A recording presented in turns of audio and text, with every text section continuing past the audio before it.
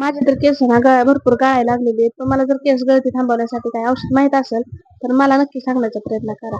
तर चला मग दाखवते आजच्या दिवसाचं माझं थोडंफार तुम्हाला रुटीन. पटकन अशी घेतलेली आहे मी कणिक मळून आणि सोयाबीनची आज करणार आहे भाजी.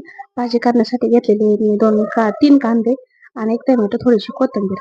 तर हर्षचे बाबा मुलांना कपडे घालायचे चालले होते कारण ते जाणार होते आज शाळेमध्ये मुलांना सोडायला. तर सोयाबीनची भाजी करायला घेतलेली आहे. तर गरम तेलामध्ये मी जिरं, कढीपत्ता आधी टाकून घेतलेला आहे. बारीक चिरलेला कांदा, टोमॅटो, कोथिंबीर टाकून, मीठ टाकून, हळद टाकून, तिखट मसाला हे सगळं काही टाकून मस्तपैकी मी हलवून घेतलेले. मस्त असं हलवून घेतल्याच्या नंतर मग सोयाबीन काय जे होतं तेवढं मी सगळं टाकून घेऊन थोडीशी कोथिंबीर टाकून वर खाली करून 1 ग्लास मस्तपैकी पाणी टाकायचं आणि मस्त असं कमी गॅसवरती मी शिजून दिलेलं आहे त्याला.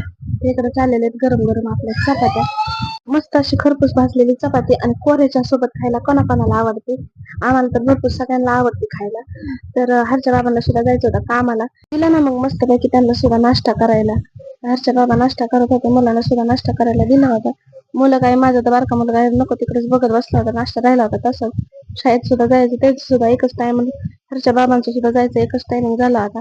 मस्तपैकी इकडं मग डबे बिबे भरून घेतल्याने मुलं सुद्धा निघाली शाळेमध्ये. हरचे बाबा म्हणले मी येतो त्यांना सोडून शाळेमध्ये.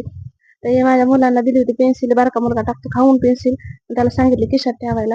मुलांना शाळेत सोडून ते सुद्धा जाणार आहेत कामाला. सकाळपासून आलेलं आहे आभाळ, पाऊस पडायच्या आतमध्ये घ्यायचे मला सगळं काम करून. पुढच्या ब्लॉग मध्ये बाय.